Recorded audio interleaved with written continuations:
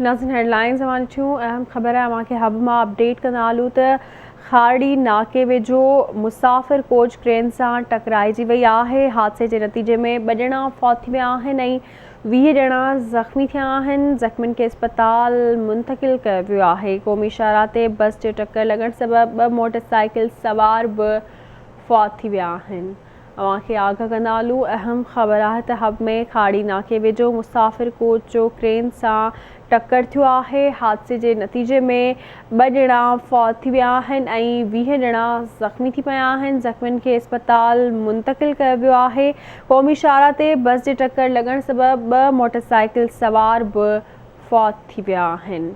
अफ़सोसनाक ख़बर आहे अवां खे अपडेट कंदालूं त हब में खाड़ी नाके वेझो मुसाफ़िर कोच क्रेन सां टकराइजी वई आहे। हादसे जे नतीजे में 2 ॼणा फौत थी विया आहिनि ऐं 20 ॼणा ज़ख़्मी थिया आहिनि।